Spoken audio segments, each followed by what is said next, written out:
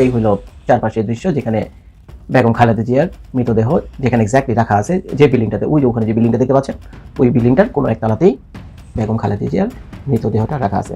উনি মৃত্যুর আগে শেষ কয়েকটা কথা আমাদের জন্য বলে গিয়েছেন। সেখানে উনি সরাসরি বলে দিয়েছেন যে বাংলাদেশ আওয়ামী লীগের কোনো নেতা কর্মী সমর্থক বা যারা আওয়ামী লীগকে চায় তারা কেউ ভোট কেন্দ্রে যাবে না। যাই বলেন না কেন, এই নির্বাচন আলটিমেটলি নিয়ন্ত্রণ করবে আওয়ামী লীগ। যদি আওয়ামী লীগ যদি বলে আমি ভোট দিতে যাবো না, কাউকে যেতেও দেবো না, সেটাও গভর্নমেন্টের জন্য একটা বিব্রত, ইলেকশন খারাপ হবে।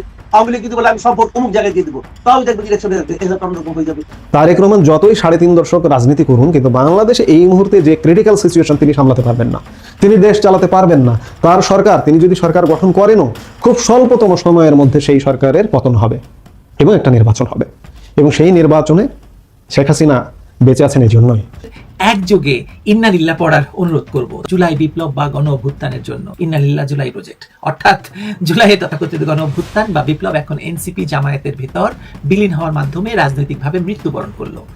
দর্শক, নতুন একটা নিউজে আপনাকে স্বাগতম। প্রিয় দর্শক, বাংলাদেশের যে বর্তমান রাজনৈতিক প্রেক্ষাপট এবং যে পরিস্থিতির সৃষ্টি হয়েছে তারই আলোকে আপনাদের সামনে কয়েকটা গুরুত্বপূর্ণ খবর নিয়ে হাজির হয়েছি, যার কিছুটা অংশ বিশেষ ইতিমধ্যেই ভিডিও শুরুতেই দেখেছেন। তো দর্শক, ভিডিও শুরুটা দেখেই কিন্তু বুঝতে পেরেছেন যে আজকের নিউজটা ঠিক কতটা গুরুত্বপূর্ণ হতে চলেছে। তাই বলবো, যারা ভিডিওটি অন করেছেন না টেনে সম্পূর্ণ নিউজটি মনোযোগ সহকারে দেখতে থাকুন।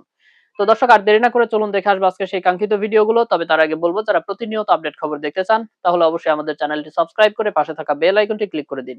আর যারা ইতিমধ্যেই চ্যানেলটি সাবস্ক্রাইব করে রেখেছেন তাদেরকে অসংখ্য ধন্যবাদ। তো চলুন দর্শক, ভিডিওটিতে একটি লাইক দিয়ে আমরা ধারাবাহিকভাবে সবগুলো ভিডিওর আলোচনা দেখে আসি। আপনারা অলরেডি জেনে গিয়েছেন যে আজ সকাল 6টা বাজে এভার কেয়ার হসপিটালে বেগম খালেদা জিয়া মারা যান। ওই যে আমার পিছনে দেখতে পাচ্ছেন। তো হসপিটালের প্রবেশ মুখের যে কতগুলো রাস্তা ছিল, সবগুলো রাস্তা পুলিশ এখন আটকে রেখেছেন নিরাপত্তার কারণে। তো এই হলো চারপাশের দৃশ্য যেখানে বেগম খালেদা জিয়ার মৃতদেহ যেখানে এক্স্যাক্টলি রাখা আছে। তো এখন খালেদা জিয়া যখন সকাল 6টা বাজে মারা যায়, তার ঠিক কিছুক্ষণ আগে 10 মিনিট হবে, উনি মৃত্যুর আগে শেষ কয়েকটা কথা আমাদের জন্য বলে গিয়েছেন। শেষ কয়েকটা কথা, এটি ছিল তার জীবনের শেষ কথা। প্রথম যে কথাটা উনি বলে গিয়েছেন সেটা হলো, আমরা যাতে আমাদের শত্রুকে ক্ষমা করে দেই। এই যে বাংলাদেশ একটা রাষ্ট্র, কত ধর্মের মানুষ এখানে থাকে। খালেদা জিয়ার ইচ্ছা ছিল, যেটা সে মৃত্যুর আগে বলে গিয়েছেন, যাতে আমরা সবার সাথে মিলেমিশে থাকি, শত্রুকেও ক্ষমা করে দিই। তো শত্রুকে বলতে এই মুহূর্তে উনি আওয়ামী লীগকে বুঝিয়েছেন। এই কারণ হলো, তার সবচেয়ে বড় শত্রু আমাদের দৃষ্টিতে তো একমাত্র আওয়ামী লীগই। কারণ আওয়ামী লীগই তো তাদের প্রতি অত্যাচার করছে। তাকে মঈনুদ্দিন রোডে সে বাড়ি থেকে তাকে বের করে দিছে। তার এক ছেলে মালয়েশিয়াতে মারা গেছে, আরেক ছেলে লন্ডনে নির্বাসিত হয়েছে। বছরের বছর কেটে গেছে এভাবে, এবং সে নিজেও জেলখানায় কারাবন্দী ছিলেন বছর পর বছর। এবং এগুলো সব কিছুই ঘটেছে হলো শেখ হাসিনার আমলে। তো স্বাভাবিকভাবেই শেখ হাসিনা এবং আওয়ামী লীগ দলটি তার তো শত্রু হওয়ার কথা, কিন্তু উনি মৃত্যুর আগে বলে গিয়েছেন যাতে শত্রুকে ক্ষমা করে দেওয়া হয়। তো এই কথাগুলো বলার ওনার কারণ হলো, একটা দেশে যদি আমরা আপনি যদি মনে করেন শত্রুকে বন্ধু বানান, তাহলে কিন্তু শত্রু আপনার বন্ধু হয়ে যাবে। আর একটা রাষ্ট্রকে আগে বাড়িয়ে নিতে হলে শত্রু বন্ধু, গরিব বড়লোক, হিন্দু বৌদ্ধ খ্রিস্টান মুসলমান সবাইকে মিলেমিশে থাকতে হবে। আর যদি সেটা করা যায় তাহলে একটা দেশ উন্নতি করা সম্ভব। যেমন ধরেন আমেরিকা, যে দেশে মাটিতে বসে আমি ভিডিও করছি। তো সে যে কয়টা কথা বলে গিয়েছেন মৃত্যুর আগে বেগম খালেদা জিয়া, তার ভিতরে একটা ছিল যে শত্রুকে ক্ষমা করে দাও এবং সবাই মিলেমিশে থাকো। দ্বিতীয় যে কথাটা ছিল ওনার, যে দেশকে তোমরা ভালোবাসো। আমরা তো আমাদের দেশকে ভালোবাসি না। এটা খালেদা জিয়া নিজেও জানেন যে আমরা কেউ দেশকে ভালোবাসি না। কারণ এত বড় একটা দল চালিয়েছেন, উনি তো জানেন কোন মানুষ কি ভালো মন্দ সবই উনি বুঝেন। 17-18 কোটি মানুষের নেত্রী ছিলেন উনি। তো এখন একটা জিনিস চিন্তা করে দেন, আপনার মাকে আপনি কি কোনোদিন ঘর থেকে বের করে দিতে পারবেন? উত্তর হলো না। আপনার মাকে কি আপনি কোনোদিন না খেয়ে রাখতে পারবেন? উত্তর হলো না। কোনো ভালো সন্তান মাকে না খাওয়ায় রেখে নিজে মুখে খাবার তুলতে পারে না। আপনার মাকে আপনি কষ্ট দিতে পারবেন? উত্তর হলো না। তো এর জন্যই বেগম খালেদা জিয়া বলে গিয়েছেন যে দেশটা হলো মায়ের মতো। দেশকে মায়ের মতো ভালোবাসো তোমরা। আর দেশকে যখন মায়ের মতো ভালোবাসবা, ওই ফিলিংটা তোমাদের ভিতরে আসবে, তখন তোমাদের দ্বারা কোনো খারাপ কিছু করা সম্ভব হবে না। এই আজকে 2টা পয়সা তোমরা দুর্নীতি কইরা, চুরি বাটপারি বদমাইশি কইরা এই টাকাটা, বাংলাদেশের টাকাটা বিদেশে পাচার করো। তার মানে কি, বাংলাদেশ তো মায়ের টাকাটা, এটা মায়ের আমানত। তো মায়ের এই পয়সা করে লুটপাট করে তোমরা বিদেশে রাখো। তখন এখন রাখো এই কারণে যে তোমরা তো মাকেই ভালোবাসো না। আর যখন মাকে ভালোবাসো না, তখন তো এগুলো করবেই। তো এই জন্যই উনি বলে গিয়েছেন দেশকে ভালোবাসো, দেশ হলো মায়ের মতো।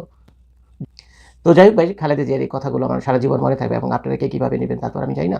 উনি যে দুইটা কথা বলছে, অত্যন্ত সিগনিফিকেন্ট দুইটা কথা বলছে, যে শত্রুকে ক্ষমা করে দাও। এটাতে উনি এটাই বুঝেছেন যে সবাই মিলেমিশে থাকো, এবং সবাই মিলেমিশে থাকলেই এই দেশটা আগে বাড়বে, এই দেশটা আগে বাড়বে। আর যদি একজন আরেকজনের সঙ্গে শত্রুতা লেগেই থাকে, তাহলে শুধু ধ্বংস আর ধ্বংস, এর কোনো সমাধান আর হবে না, এর কোনো সমাধান আর হবে না। আর সে যে কথাটা বলে গিয়েছেন দেশকে ভালোবাসার জন্য, এটা একটা সত্যি কথা উনি বলে গেছেন, আমরা আসলে দেশকে ভালোবাসি না। আজকে শেখ খালেদা জিয়া মরার ঠিক আগ মুহূর্তে ওনার এই ফিলিংটাই হয়েছে, যেগুলি তার করা উচিত ছিল বা করলে ভালো হতো, হয়তো আর সীমাবদ্ধতার কারণে উনি করতে পারেনি। আরেকটা কথা উনি বলে গিয়েছেন যে আল্লাহ যদি ওনাকে আর কয়টা দিন হায়াতে বেশি দান করতেন, একটু শারীরিকভাবে সুস্থ হতেন, আবার যদি বাংলাদেশের প্রধানমন্ত্রী হতেন, তাহলে যে কথাগুলো আমি বললাম, শত্রুকে ক্ষমা করে দেওয়া, সবাইকে বন্ধু বানানো, আর দেশকে মায়ের মতো ভালোবাসা, এই জিনিসগুলি মানুষের মধ্যে উনি বিলিয়ে দিতেন। বাংলাদেশকে যদি সত্যি সত্যি আমরা ভালো একটা জায়গা দেখতে চাই, যেখানে কোনো দুঃখ, দারিদ্র, অভাব অনটন থাকবে না, খুনাখুনি, মারামারি, হত্যা, ধর্ষণ এগুলো থাকবে না, লুটপাট, দুর্নীতি এগুলো থাকবে না, এটা তখনই সম্ভব যখন আমরা একে অপরের বন্ধু হবো এবং দেশকে মায়ের মতো ভালোবাসবো। তো যাই হোক, শ্রদ্ধার সাথে আমি খালেদা জিয়ার মৃত্যু ঠিক কিছুক্ষণ আগে বলা এই কথাগুলোকে আমার জীবনের আদর্শ হিসেবে আমি নিলাম, এবং আপনারা কে কীভাবে নেবেন তা আমি জানি না। তো অনুরোধ করবো, উনি যে দুইটা কথা উনি বলে গিয়েছেন, সত্যি আমি বলতেছি মন থেকে, এগুলো যদি আমরা মন থেকে মেনে চলি, এগুলো যদি সত্যি আমরা মন থেকে মেনে চলি, বিশ্বাস করেন আমাদেরকে পিছনে ফিরে তাকাতে হবে না, বাংলাদেশকে আর পিছনে ফিরে তাকাতে হবে না। বাংলাদেশ অত্যন্ত সম্ভাবনাময় একটা দেশ, কিন্তু কিছু ত্রুটি বিচ্যুতির কারণে, আমাদের ভিতরে কিছু সমস্যার কারণে আমরা এই সম্ভাবনাটাকে কাজে লাগাতে পারছি না। আজকে আমরা ইউরোপ আমেরিকাকে চালিয়ে দিতে পারতাম যদি আমরা দেশকে মায়ের মতো ভালোবাসতাম এবং প্রতিটা মানুষকে বন্ধু বানাতে পারতাম। আমি আগেও বলেছি, এখনো বলি, এই নির্বাচনে তারা আওয়ামী লীগকে থাকতে দিচ্ছে না। বাট আনফরচুনেট অথবা ফরচুনেট, যাই বলেন না কেন, আমি জানি না আপনি কি বলবেন, যাই বলেন না কেন, এই নির্বাচন আলটিমেটলি নিয়ন্ত্রণ করবে আওয়ামী লীগ। যদি আওয়ামী লীগ যদি বলে আমি ভোট দিতে যাবো না, কাউকে যেতেও দেবো না, সেটা গভর্নমেন্টের জন্য একটা বিব্রত, ইলেকশন খারাপ হবে। আওয়ামী লীগ যদি বলে আমি সব ভোট অমুক জায়গায় দিয়ে দেবো, তাহলে দেখবেন ইলেকশনের রেজাল্ট অন্যরকম হয়ে যাবে। তাই যদি ভারতের থেকে টিকে রাখতে পারতো, তাহলে ভারতের শেষ পর্যন্ত রক্ষা করতে পারলো না কেন, বলো না কেন, বলেন আপনি। ভারত যদি 14 বছর আওয়ামী লীগকে টিকে রেখে থাকে, তাহলে শেষে যে আওয়ামী লীগকে ভারত টিকে পারলো না কেন? বা তাদের মানসিক জগতে প্রভাব বিস্তার করা, এই যে মেকানিজমের একটা বিষয়, একটা পরিবেশ তৈরি করা, আপনি যেই পরিবেশ কথা বলছেন, বহির্বিশ্ব একটা পরিবেশ হয়তো তৈরি করতে পারে, মানে সেই পরিবেশের মধ্যে দিয়ে কি জামাত এখন বিএনপির সাথে প্রতিযোগিতা করতে পারে এমন একটা জায়গায় পৌঁছে গেছে, নাকি সেখানেও তাদের নিজস্ব শক্তি? আমার আমার না, এটা মনে হয় না। মনে হয় না কেন জানেন, আমি বলি আপনাকে। জামাত মানে বাংলাদেশের ভোটের হিসাবে এখন আগের মতই আছে, এখন আগের মতই আছে। ওই যে 30-32 দুই দলের জন্য, এই দলেও 30-32, এই দলের 30-35 এরকম হতে পারে, এর বেশি কিছু না। আর কিন্তু বিএনপি জামাতের ভোট, হ্যাঁ, সে তো বিএনপি এবং আওয়ামী লীগের ক্ষেত্রে 30-32 জি, 35। আমি বিএনপি আওয়ামী লীগের কথা বলছি। এর বাইরে আপনার জামাতের ভোট আছে 5-7%, এখন এই মুহূর্তে, অথবা 10% ধরলাম। যদি 10% ভোট নিয়ে আপনি 30% সেটা ফাইট হয় না। কিন্তু এখন হচ্ছে কেন, আরেকটা 30%-এর একটা মানে আওয়ামী লীগের ভোটে আরো চুপ হয়ে আছে, এদেরকে আপনি দলের উপর রাখছেন। এই জন্য সরকার রাখতেছে, জামাতের গভর্নমেন্ট আছে, গভর্নমেন্টের সঙ্গে জামাতের একটা সম্পর্ক আছে, নানাভাবেই তারা রাখতেছেন। কিন্তু এই 30-32% যেটা আওয়ামী লীগের ভোটটা আছে, জামাত আশা করতেছে এই ভোটটা তাদের দিকে আসতে পারে। যদি আসে উল্টাপাল্টা হয়ে যেতে পারে, আর যদি না আসে হবে না, কিছুই হবে না। তাহলে আমরা ধরে নিতে পারি যে একটা স্বচ্ছ প্রক্রিয়া ভোট হচ্ছে, আপনি আশাবাদী? আমি এটা নিয়ে বুঝতে পারি, আমি কনফিউজ এর কারণে ইলেকশন কমিশনের ভাবধারা আমার কাছে পছন্দ না। দেখেন, ইলেকশন কমিশন যে সমস্ত কাজকর্ম করছেন, আমার এটা মানে আমার কাছে কেমন যেন লাগে। যেমন তারা একটা নতুন নিয়ম করছেন যে যারা নির্বাচন স্বতন্ত্র করবে, তাদের বিরুদ্ধে যদি কোনো মানে অভিযোগ ওঠে যে তারা মানে আপনার মানে নিষিদ্ধ দলের সদস্য ছিলেন, অমুক ছিলেন, তমুক ছিলেন, তারা ইলেকশন করতে পারবে না। এটা কোনো কথা হইতে ভাই, এটা কি ধরনের একটা নিয়ম তারা করছে, আমি কিছু বুঝি না। তো সে বললাম করি না। আচ্ছা, যে লোকটাকে আওয়ামী লীগ করতেন, বিএনপিতে জয়েন করছে, তার জন্য কি এটা প্রযোজ্য বলেন? এখন এক সময় আওয়ামী লীগকে এখন তো নিষিদ্ধ দল তো না, আওয়ামী লীগ তাদের রাজনৈতিক কর্মকাণ্ড স্থগিত, আওয়ামী লীগ তো নিষিদ্ধ দল না। তাহলে এই সমস্ত কথাবার্তা ইলেকশন কমিশন নতুন ঘটা করে বলে কেন? বলে এই কারণে, যাতে নাকি আওয়ামী লীগে কেউ দাঁড়ালে পরে তার বিরুদ্ধে, অথবা যদি স্বতন্ত্র দাঁড়ায় তার বিরুদ্ধে একটা অভিযোগ দায়ের করা যায়, ওই অভিযোগ দায়েরের মাধ্যমে আওয়ামী লীগকে বাদ দিবে। তো এটা তো ভাই কোনো মানে এদের কাজটা আমার পছন্দ হচ্ছে না। আবার ধরেন ইলেকশন কমিশন, তারা এখন সমস্ত প্রশাসনের দায়িত্ব তাদের হাতে, তাহলে তাদের তো সবকিছু ঠিকঠাক করে দিচ্ছে। গভর্নমেন্ট তো তাদেরকে ডিসি চেঞ্জ করে দিচ্ছে, এসপি চেঞ্জ করছে, থানার ওসি পর্যন্ত চেঞ্জ করছে, চেঞ্জ করে এখন বলে তুমি খেলো। তাহলে তো হলো না রে ভাই, তাহলে দায়টা কার উপরে যাবে? যখন ইলেকশন যদি খারাপ হয়, আমরা কি বলবো ইলেকশন কমিশনের দায়? ইলেকশন কমিশন আমাদের কিছু করার নাই, প্রশাসন দায় সব ঠিকঠাক করে দিচ্ছে। ইলেকশন কমিশনের উচিত হবে সমস্ত ডিসি, এসপি, ওসি সবগুলি আবার নতুন করে চেঞ্জ করা, রিসাফল করার পর তারপর ইলেকশন করা, তখন আমরা ইলেকশন কমিশনকে দায় দিতে পারবো। এখন এ দিবে ওর দিকে, ও দিবে ওর দিকে। আর নির্বাচন কিভাবে হবে, এটা আমি আগেও বলেছি, এখনো বলি, এই নির্বাচনে তারা আওয়ামী লীগে থাকতে দিচ্ছে না। বাট আনফরচুনেট অথবা ফরচুনেট, যাই বলেন না কেন, আমি জানি না আপনি কি বলবেন, যাই বলেন না কেন, এই নির্বাচন আলটিমেটলি নিয়ন্ত্রণ করবে আওয়ামী লীগ। যদি আওয়ামী লীগ যদি বলে আমি ভোট দিতে যাবো না, কাউকে যেতেও দেবো না, সেটাও গভর্নমেন্টের জন্য একটা বিব্রত, ইলেকশন খারাপ হবে। আওয়ামী লীগ যদি বলে আমি সব ভোট অমুক জায়গায় দিয়ে দেবো, তাহলে দেখবেন ইলেকশন অন্যরকম হয়ে যাবে। আবার আওয়ামী লীগ যদি বলে আমরা ভোটই দিতে যাবো না, তখন দেখা যাবে ভোট কাস্টিং কম হবে। কাজে একটা বড় পার্ট যাদের হাতে, তাদেরকে বাদ দিয়ে যদি আপনি কিছু করেন তাহলে এরকম হবে। আওয়ামী লীগ কিন্তু পুরো মানে আপনি যেটা বলছেন অবশ্যই বাস্তবতা সেটা বলছে, কিন্তু ওই সেই 5%, 10%, 15% যারাই ভোট দিক না কেন, যত পার্সেন্টই ভোট কাস্টিং হোক না কেন, তার মধ্যে তো একটা রেজাল্ট বেরিয়ে আসবে, এবং সেটিও বা কতখানি মানুষের কাছে গ্রহণযোগ্য হবে সেটা নিয়ে একটু প্রশ্ন থেকে যায়। এটা হতে পারে, এটা তখন যখন হবে তখন বোঝা যাবে যে কোনটা হবে, আসলে কোন ধারায় যাবে, তার উপরে তো নির্ভর করবে কোনটা হবে। সবকিছু মিলিয়ে ভালো কিছু ওয়েট করছে না আমাদের জন্য। আমার কাছে মনে হয় না। তো আপনাদের একযোগে ইন্নালিল্লাহ পড়ার অনুরোধ করব তথাকথিত জুলাই বিপ্লব বা গণ অভ্যুত্থানের জন্য। কেন ইন্নালিল্লাহ পড়বেন সে কথাই আজকে বিস্তারিত বলবো। এনসিপির জামায়াতের সঙ্গে প্রকাশ্য জোটে যাওয়া কোনো আকস্মিক ঘটনা নয়, এটা আগেই লেখা একটা স্ক্রিপ্টের একেবারে শেষ দৃশ্য। অনেকে যেভাবে বিস্মিত হচ্ছেন তাতে তাদের কাছেই এই মিলন হঠাৎ বলে মনে হচ্ছে, যারা জুলাইকে একেবারে নির্দোষ ছাত্র আন্দোলন হিসেবে এক রৈখিকভাবে দেখে এসেছেন, কিংবা যারা ইচ্ছা করেই আন্দোলনের ভেতরের স্তরগুলো দেখতে চাননি। রাজনীতিতে যা দেখা যায় বা দৃশ্যমান তা অনেক সময় আসল ঘটনা নয়। আসল ঘটনাটা লুকিয়ে থাকে সংগঠন, ফান্ডিং, ক্যাডার মুভমেন্ট, ভাষা ফ্রেমিং, নিরাপত্তার ছাতা, বিদেশি এনগেজমেন্ট, আর সবচেয়ে গুরুত্বপূর্ণ হচ্ছে পরবর্তী ধাপ কে কিভাবে সেট করছে তার উপর। এনসিপি আজ যেভাবে জামায়াতের পাশে দাঁড়ালো সেটাই সেই পরবর্তী ধাপ ছিল। এখন শুধু সিলমোহর পড়ছে। যতই নাহিদ বলুন না কেন এটা নির্বাচনী জোট, তাতে মানুষ আসলে নাহিদদেরকে আর বিশ্বাস করবে না। যেমন বিএনপি যখন জামায়াতের সঙ্গে 4 দলীয় জোট করেছিল তখন থেকেই মানুষ বিএনপিকে আর মুক্তিযুদ্ধের পক্ষের শক্তি মনে করে না। আর সে কারণেই মানুষ কেবলমাত্র আওয়ামী লীগ এবং আওয়ামী লীগকেই মনে করে মুক্তিযুদ্ধের পক্ষের শক্তি। আপনাদের মনে থাকবে যে 2024 সালের জুলাইয়ের শুরুটা সরকার পতনের আন্দোলন ছিল না, কোটা সংস্কার আন্দোলনের দাবি ছিল। সেই পর্যায়ে একটি বড় অংশ বা তরুণদের ক্ষোভ ছিল বাস্তব, যুক্তিসঙ্গত। অনেকেই ঝুঁকি নিয়েছিলেন সেই দাবি আদায়ের জন্য। কেউ অস্বীকার করলে সেটা অন্যায় হবে, যেটা বাস্তব ছিল না। কিন্তু যে মুহূর্তে আন্দোলনের ভাষা বদলাতে শুরু করে, টার্গেট বদলাতে শুরু করে, দাবির তালিকা থেকে হঠাৎ করে রাষ্ট্র ক্ষমতা চেয়ে বসে, তখনই বুঝতে হয় এই আন্দোলনের উপর একটা রাজনৈতিক প্রকল্প চড়ে বসেছে। প্রকল্প মানে এটা নয় যে সবাই ষড়যন্ত্রকারী। প্রকল্প মানে হলো বাস্তব ক্ষোভকে কাঁচামাল হিসেবে ব্যবহার করে কেউ কেউ তাকে নির্দিষ্ট গন্তব্যে নিয়ে যেতে চায়, এবং তাদের হাতে থাকে সংগঠিত মাঠের শক্তি, মিডিয়া ফ্রেম, আলোচনা নিয়ন্ত্রণ, অর্থ, অস্ত্র, প্রশিক্ষণ, যে কথা একটু আগে বললাম। এই জায়গাটাই জুলাইয়ের সবচাইতে বড় ট্র্যাজেডি। বাস্তব অসন্তোষকে রাজনৈতিক বেচাকেনার মাল বানিয়ে ফেলা। আর এই জুলাইয়ের কোটা সংস্কার আন্দোলনে যোগ দিয়ে যারা মনে করেছিলেন একটি যৌক্তিক আন্দোলনে অংশ নেওয়া হলো, তারাই বিগত 16 মাসে বা 17 মাসে নিজেদের প্রতারিত মনে করছেন। কারণ ধরুন, যেমন এই প্রশ্নটি, এনসিপি জামায়াতের পাশে গিয়ে দাঁড়ানোয় কি জুলাইকে জামায়াতের প্রজেক্ট বলা মানতে কারো আপত্তি থাকা উচিত? আপত্তি থাকা স্বাভাবিক, কারণ মানুষ নিজের কষ্টের অভিজ্ঞতাকে অপমানিত হতে দিতে চায় না। কিন্তু রাজনীতিতে সত্য মাপা হয় কে কি মনে করলো তা দিয়ে নয়, মাপা হয় ফলাফল, লাভ ক্ষতিতে এবং ক্ষমতার পুনর্বন্টনে। জুলাই পরবর্তী বাস্তবতায় কারা সবচেয়ে বেশি দ্রুত সংগঠিতভাবে স্পেস দখল করলো, কারা ন্যারেটিভের গার্ড বসালো, কারা নতুন বন্দোবস্ত নাম দিয়ে পুরনো আদর্শকে নতুন মোড়কে তুললো, কারা মাঠে এবং ক্যাম্পাসে নিজেদের ক্যাডার নেটওয়ার্ক কাজে লাগিয়ে সাধারণ ছাত্রদের লেভেল আটকে দৃশ্যপট নিয়ন্ত্রণ করলো। এই প্রশ্নগুলো করলে উত্তরগুলো অস্বস্তিকর হলেও সত্যটা বদলায় না তাতে। আর সত্যটা হলো রাষ্ট্র ক্ষমতা জামায়াত দখল করেছে, কোনো ছাত্রফাত্র নয়। 2024 আগস্টে জামায়াতের নেতৃত্বে বাংলাদেশে একটি সন্ত্রাসী তৎপরতার মাধ্যমে আওয়ামী লীগ সরকারের পতন ঘটানো হয়েছে। আর সে কারণে এনসিপির জামায়াতের সঙ্গে একীভূত হওয়া সেই অস্বস্তিকর উত্তরকে আরো নগ্ন করে ফেলেছে। কারণ এখন আর মাঝখানে কোনো পর্দা নেই এনসিপি এবং জামায়াতের মাঝখানে। এনসিপি যে কিংস পার্টি, তাতে তো কোনো সন্দেহ নেই। কারো আছে? আমার নেই। কিংস পার্টি মানে এমন দল যার জন্ম হয় সামাজিক চাপের স্বাভাবিক বিকাশে নয়, বরং ক্ষমতার প্রয়োজন মেটাতে দ্রুত সাজানো অবকাঠামো হিসেবে, যাকে অর্থ দেওয়া হয়, অস্ত্র দেওয়া হয়, প্রশিক্ষণ দেওয়া হয়, নিরাপত্তা দেওয়া হয়। এনসিপি সব পেয়েছে। এনসিপির জুলাই আমব্রেলা হওয়ার কথা হয়েছিল, অথচ বাস্তবে দেখা গেল এনসিপি নিজের ভিত্তি গড়ার আগেই সমঝোতা, জোট, বৃহত্তর ঐক্য, আধিপত্যবাদ বিরোধী ব্লক, এইসব বড় বড় শব্দের আড়ালে নিজেকে অন্যের খেলার ভিতরে সঁপে দিয়েছে।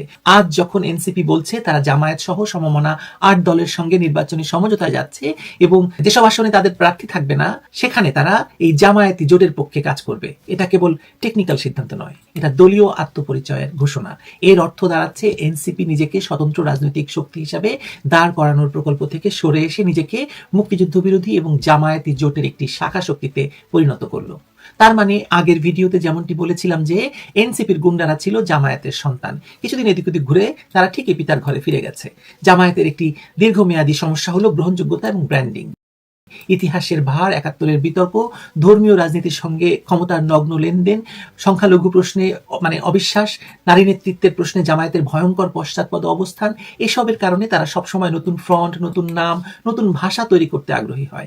এনসিপি সেই নতুন ভাষার একটা চেষ্টা ছিল, যেখানে তারুণ্য, নতুন বন্দোবস্ত, জনতার অভ্যুত্থান এসব শব্দ দিয়ে পুরনো কাঠামোর জন্য নতুন দরজা বানানো হলো। এখন দরজা বানানো হয়ে গেছে, ভেতরের মালিকরা ঢুকে গেছে, তাই দরজার আলাদা পরিচয় আর দরকার নেই। সন্তানকে ফিরিয়ে নেওয়া হচ্ছে পিতার ঘরে এবং সন্তানও দেখিয়ে দিচ্ছে সে নিজের ঘর বানাতে আসেনি, বরং পিতার সম্পত্তির উপরেই দাঁড়িয়েই ভবিষ্যৎ খুঁজছে। কিন্তু এই যে এনসিপির পুরুষ নেতৃত্বের বড় অংশটি গিয়ে জামায়াতি পিতার কোলে উঠলো, তাতে এনসিপির এতদিনকার পরিচিত নারী চেহারাগুলি পড়লো সবচেয়ে বড় বিপদে। তারা এক রাতেই একের পর এক পটাপট ঝরে যেতে লাগলো। তারা জানে যে জামায়াত তাদেরকে কোনোদিন নমিনেশন দেবে না, আর সে কারণেই তারা জামায়াতের কোলে উঠতে চায়নি। কিন্তু জুলাই সন্ত্রাসে জামায়াতের অস্ত্র, অর্থ, প্রশিক্ষণ সহ সকল প্রকার সহযোগিতা গ্রহণ করতে তাদের কোনো অসুবিধা হয়নি। জামায়াতের মতো তারাও ১৯৭১-কে ২০২৪ দিয়ে প্রতিস্থাপন করতে চেয়েছে।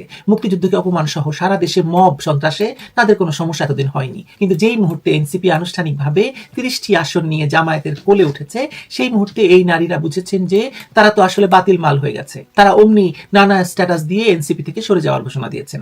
আর মাহফুজ আর আসিফ মাহমুদ সজীব ভুইয়ার মতো দুই গুন্ডা সর্দারকে তো জামায়াতও নেবে না, তাই বলে তারাও এনসিপির সঙ্গে না থাকার ঘোষণা দিতে বাধ্য হচ্ছে। আঙ্গুর খাট্টা হ্যায় প্রবাদটি মাহফুজ আলম আর এই আসিফের ক্ষেত্রে বেশ খাটে। এতদিন জামায়াতের নুন তেল চাল ডাল খেয়ে হঠাৎ তাদের মনে হয়েছে যে তারা জামায়াতি আদর্শের রাজনীতি করবেন না। ভাবা যায় না নাটকটা। কিন্তু তবু যদি তর্কের খাতিরে মাহফুজের বক্তব্যকে মেনে নেই, তাহলেও বলতে হবে যে মাহফুজের বক্তব্যের রাজনৈতিক তাৎপর্য দুই স্তরের। এক, তিনি স্বীকার করছেন এনসিপি নাগরিক কমিটির গঠনে তিনি শুরু থেকে যুক্ত ছিলেন, পরামর্শ এবং নীতিগত সহায়তা দিয়েছেন এবং বিগ জুলাই আমরেলা হিসেবে স্বতন্ত্রভাবে দাঁড় করাতে চেয়েছিলেন, কিন্তু পারেননি। দুই, তিনি বলেছেন জোট থেকে প্রস্তাব এসেছিল তবু তিনি নেননি, কারণ তার লং স্ট্যান্ডিং পজিশন ধরে রাখাকে বেশি গুরুত্বপূর্ণ মনে করেছেন তিনি। আমার সবচেয়ে হাস্যকর লাগছে যে ১৭ মাস পরে এসে মাহফুজের মতো এই এনসিপি ললনাদের মনে হয়েছে যে তারা আর জামাতের সঙ্গে রাজনীতি করতে পারবেন না। যদি জামায়াত তাদের নমিনেশন দিত, তাহলে কি তারা এই পদত্যাগ করতেন? আমার সন্দেহ আছে। যেখানে গোটা জুলাই ব্যাপারটাই জামায়াতের, যেখানে তারা নিজেরাই জামায়াতের পাঞ্জাবির পকেট থেকে বের হয়েছেন এক একজন, সেখানে এতদিন পর এসব ন্যাকামো দেখলে না হেসে পারা যায় কি? আপনারাই বলুন। এখন যে ৮ দলীয় ইসলামী জোট বড় হওয়ার আলোচনা চলছে, নতুন দল যুক্ত হওয়ার কথা শোনা যাচ্ছে, এটাও আসলে জুলাই থেকে বিচ্ছিন্ন কোনো ঘটনা নয়, বরং এটা জুলাই পরবর্তী দ্বিতীয় পর্বের বাস্তব রূপ বা বাস্তবায়ন। প্রথম পর্ব ছিল আন্দোলনের কাঁচামাল সংগ্রহ, ন্যারেটিভ দখল এবং ক্ষমতা দখলের পরিবেশ তৈরি করা। দ্বিতীয় পর্ব হলো সেই বদলের ভেতর নতুন রাজনৈতিক বন্দোবস্তকে স্থায়ী করা, ভোটের মাঠে তাকে বৈধতা দেওয়া এবং রাষ্ট্রের আদর্শিক দিক নির্দেশনাকে ধীরে ধীরে বদলে দেওয়া। এই জায়গায় মুক্তিযুদ্ধ এবং স্বাধীনতাকে বিতর্কিত করার কথাটা নিছক স্লোগান হিসেবে নয়, বরং রাজনৈতিক প্রবণতা হিসেবে দেখা দরকার। যখন রাষ্ট্রের ইতিহাসকে বিতর্ক বানানো হয়, তখন রাষ্ট্রের নৈতিক ভিত্তি দুর্বল হয়, আর যখন ভিত্তি দুর্বল হয়, তখন যে কোনো পরিচয় রাজনীতি এসে সেটাকে দখল করতে পারে। এনসিপির বিলীন হওয়া মানে জুলাইয়ের নতুন বাংলাদেশ বা সেই নতুন বন্দোবস্তের ব্র্যান্ডটা শেষ হয়ে যাওয়া। এটি আর নেই। ইন্নালিল্লাহ জুলাই প্রজেক্ট, অর্থাৎ জুলাইয়ের তথাকথিত গণ অভ্যুত্থান বা বিপ্লব এখন এনসিপি জামায়াতের ভেতর বিলীন হওয়ার মাধ্যমে রাজনৈতিকভাবে মৃত্যুবরণ করলো। কারণ যে আন্দোলনকে নতুন বাংলাদেশের স্বপ্ন বলা হয়েছিল, তার রাজনৈতিক বাহন যদি শেষ পর্যন্ত পুরনো, বিতর্কিত, আদর্শিকভাবে ভয়ঙ্কর একটি কাঠামোর সঙ্গে একাকার হয়ে যায়, তাহলে নতুনত্বরা থাকে কোথায় বলেন? তখন জুলাই দাঁড়ায় একটি ট্রানজিশনাল টুল হিসেবে, ক্ষমতা বদলের প্রথম ধাপ, যার পরের ধাপ হলো ইতিহাস পরিচয়ের উপর চাপ তৈরি করা, সমাজকে আরো ধারালো বিভাজনের দিকে ঠেলে দেওয়া এবং রাষ্ট্রের ভবিষ্যৎকে এক ধরনের ঝুঁকিপূর্ণ মেরুকরণে আটকে ফেলা। এখানে সবচেয়ে নির্মম সত্যটা হলো এনসিপি এখন আর নিজের ভাগ্য নিজে লিখছে না, তারা একটি বড় যন্ত্রের অংশ হয়ে গেছে। কেউ কেউ হয়তো এটাকে বাস্তববাদ বলবে, ঐক্যের প্রয়োজন বলবে, বিকল্প আধিপত্য ঠেকানো বলবে, কিন্তু রাজনীতিতে বাস্তববাদ মানে আত্মসমর্পণ নয়। বাস্তববাদ মানে শক্তি তৈরি করা, শর্ত তৈরি করা, নীতির জায়গা পরিষ্কার করা। এনসিপি যেটা করেছে সেটা শক্তি তৈরি করে না করে শক্তির কাছে নত হয়েছে, তাই অবাক হওয়ার কিছু নেই। এনসিপি যেখানে ছিল সেখানেই আছে, শুধু আজ প্রকাশ্য হলো কার ঘরে তার ঠিকানা। শুধু শুধু এদের সদস্যদের পদত্যাগ নাটকে ভোলার কোনো কারণ দেখছি না। এনসিপি জামায়াতের পেটে ছিল, কেউ কেউ বেরোনোর চেষ্টা করেছিল কিন্তু ব্যর্থ হয়ে আবার পুরোটাই জামায়াতের পেটে ঢুকে গেছে এই সদ্য জন্ম নেওয়া দলটি। আর সেই সঙ্গে আমরা আবার ৭১ পরবর্তী জামায়াত ইসলামীর পূর্ব পাকিস্তান পুনরুদ্ধার প্রকল্পে ঢুকে গেছি। আর এই ঢুকে যাওয়ার পর জুলাইকে আর বিপ্লব বলার তো কোনো কারণ থাকে না, যদি কেউ বলেন আর কি। আমরা তো কখনোই জুলাইকে বিপ্লব বা গণ অভ্যুত্থান বলে মানিনি, কিন্তু যারা মেনেছেন তারা এই জুলাই সন্ত্রাসের নেতাদের জামায়াতের কোলে গিয়ে আশ্রয় নেওয়ার পর এসব বিপ্লব বা অভ্যুত্থানের গল্প দিয়ে মানুষের কাছে অপমানিত হতে চাইবেন না, তাই না? আমরা তো কথিত জুলাই বিপ্লবের জানাজা বহু আগেই পড়েছি। আপনারাও নিশ্চয়ই এখন ইন্নালিল্লাহ জুলাই বিপ্লব পড়াটা শেষ করে ফেলবেন। না চাইলেও আপত্তি নেই। 2024 সালের জুলাই বাংলাদেশের ইতিহাসের কৃষ্ণ গহ্বর হয়েই থাকবে। আপনার চাওয়া বা না চাওয়ায় সেটা বদলাবে না। প্রিয় দর্শক, আমি আশা করছি সবগুলো ভিডিওই আপনি মনোযোগ সহকারে দেখেছেন। সেই সাথে দর্শক, এই ভিডিওগুলো সম্পর্কিত যদি কোনো তথ্য বা মতামত থাকে তাহলে তো অবশ্যই কমেন্ট করে জানিয়ে দিন। এতক্ষণ সাথে থাকার জন্য ধন্যবাদ। নিউজটি শেষ করছি এখানেই, ফিরছে আগামী ভিডিওতে নতুন কোনো টপিক নিয়ে। আল্লাহ হাফেজ।